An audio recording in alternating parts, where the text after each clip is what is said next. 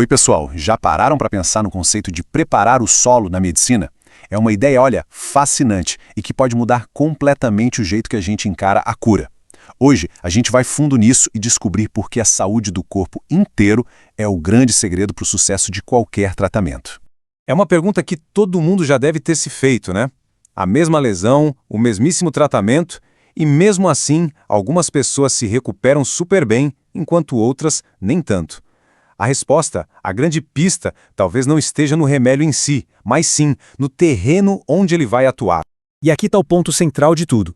Olha só, não adianta nada ter a tecnologia mais avançada do mundo se o corpo não está preparado para receber aquele tratamento. A cura, gente, ela não é um evento isolado lá no local da lesão. Ela é um processo que depende do corpo inteiro. Para a gente entender isso melhor, vamos usar uma analogia que é perfeita. Pensem num tratamento super moderno como se fosse uma semente, daquelas de altíssima qualidade.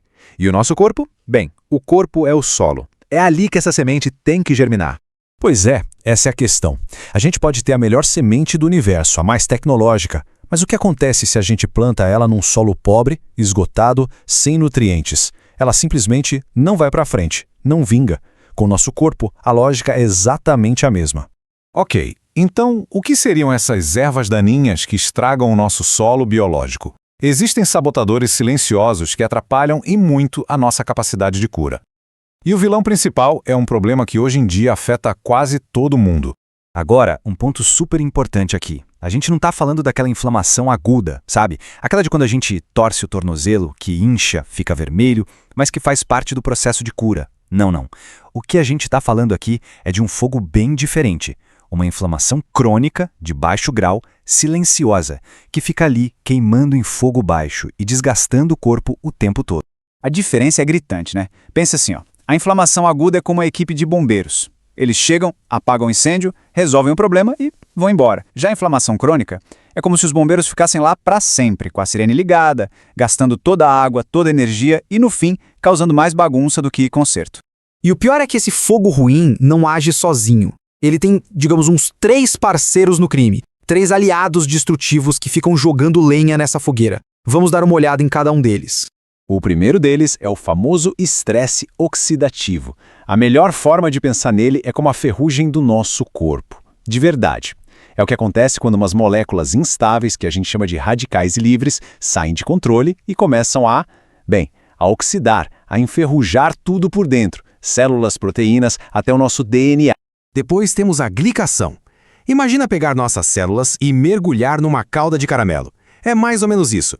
O excesso de açúcar no sangue literalmente gruda nas proteínas, e isso cria umas moléculas que deixam os tecidos mais rígidos, duros e, claro, super inflamatórios. E olha só o que acontece lá dentro da célula. Essas moléculas caramelizadas agem como um interruptor, ligando um alarme de incêndio celular. E esse alarme, claro, dispara a produção de mais e mais compostos inflamatórios. Vira um ciclo vicioso que se autoalimenta. E por fim, a disfunção mitocondrial. As mitocôndrias são as usinas de energia das nossas células, certo? Quando elas começam a falhar, temos um problema duplo. Primeiro, falta energia para o corpo se consertar. E segundo, a pouca energia que elas produzem acaba gerando mais lixo tóxico, ou seja, mais radicais livres. É uma usina que para de produzir energia e começa a poluir. Certo. Já falamos bastante das ervas daninhas, do que estraga o solo, mas agora vem a parte boa. O nosso corpo tem uma equipe interna de jardinagem para botar ordem na casa. E essa equipe são as células do nosso sistema imune. E dentro dessa equipe, a gente tem 2 times principais. Os macrófagos. Pensa assim.